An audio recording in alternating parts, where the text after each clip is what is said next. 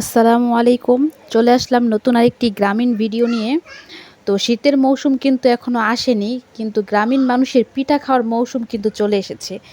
শীতের শুরু থেকে শেষ পর্যন্ত গ্রামীণ মানুষ কিন্তু পিঠা বানাতে, খেতে এবং আশেপাশের সবাইকে নিয়ে খেতে খুবই পছন্দ করে। তো আজকে আমাদের বানাবে ভাপা পিঠা। তার জন্য নারকেল কোড়ানো, সুজি বা চালের গুঁড়ো নিয়ে নিলাম। আর এখন নিয়ে নিলাম হচ্ছে পাতিলায় একটু মাটির প্রলেপ দিয়ে নিলাম, যাতে করে ময়লা বেশি না হয় বা কালি বেশি না হয়, যেহেতু মাটির চুলায় বানানো হবে খড়ি দিয়ে। তাই তো এই তো মা পিঠা বানানোর জন্য সব কিছু প্রস্তুত করছে। চালের গুঁড়ির সাথে কিছু মিঠাই ভালোভাবে মিশিয়ে নিচ্ছে। এখন দিয়ে দিবে নারকেল কোড়ানো, এটাকেও সুন্দর মতো মিশিয়ে নিবে। আর ওই পাশে পাতিলাতে পানি গরম হওয়ার জন্য, মানে একদম ফুটন্ত গরম পানিতে ভাপা দিলে পিঠাটা তাড়াতাড়ি হয়ে যায়, তাই দিয়ে দিল। এই তো এখন সব ভালোভাবে মিক্স করার পরে এখন পিঠাটা বানিয়ে নিবে। পিঠা বানাবে ছোট্ট একটা সরা দিয়ে। ওই সরাতে পিঠাটার কিছু গুঁড়ি দিয়ে দিল। এখন দিয়ে দিল কিছু নারকেল কোড়ানো আর মিঠাই দিয়ে, উপর দিয়ে আবার একটু চালের গুঁড়া দিবে, তারপর হচ্ছে নারকেল কোড়ানো দিবে।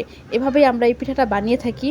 তো আপনারা এই পিঠাটাকে কীভাবে খান বা এই পিঠাটা আপনারা কী নামে চিনেন সবাই জানাবেন।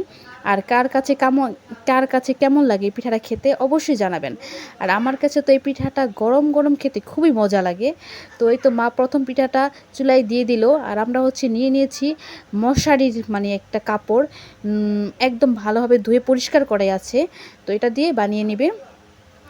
আর এই তো মাটির চুলায় কিন্তু যে কোনো পিঠা বানাতে খুবই ভালো লাগে। আমরা গ্রামীণ পরিবেশে বা গ্রামের মানুষ মাটির চুলাতেই কোনো কিছু করতে পছন্দ করি গ্যাসের চুলার চাইতে। আর শহরের মানুষ তো গ্যাসেই অবশ্য বানাতে হবে, তাদের তো কোনো অপশন নেই। তো এই তো আমাদের প্রথম পিঠাটা হয়ে গেছে। এখন দেখব পিঠাটা কীরকম হয়েছে খেতে, বা সুন্দর মতো হয়েছে কি না এটা চেক করব। তো আমার ভিডিওটা যদি আপনাদের কাছে ভালো লেগে থাকে অবশ্যই সাবস্ক্রাইব করবেন এবং আমার ভিডিওটা বেশি বেশি লাইক এবং শেয়ার করবেন। তো এখন দেখব পিঠাটা খেতে কেমন হয়েছে। তো আপনারাও দেখতে থাকেন পিঠাটা কীরকম হয়েছে। তো এই তো মা পিঠাটা নামিয়ে নিল। এখন আমরা সবাই একটু একটু করে খাবো। আমরা কিন্তু আশেপাশে পিঠা বানানোর সবাই বসে আছি, যে পিঠাটা খেতে কেমন হয় সবাই একসাথে মিলেমিশে খাই। গ্রামীণ পরিবেশে এটাই আনন্দের বিষয়। তো এই তো আমরা পিঠাটা সবাই ভাগাভাগি করে একটু করে খেয়ে নিলাম। এই তো এখন আরেকটা পিঠাও মা বানিয়ে নেবে, এক এক করে সবগুলো পিঠে বানিয়ে নেবে। তো আমার ভিডিওটা আপনাদের কাছে কেমন লাগলো সবাই জানাবেন, আর সবাই একটি লাইক করে দিবেন। আসসালামু আলাইকুম, সবাই ভালো থাকবেন।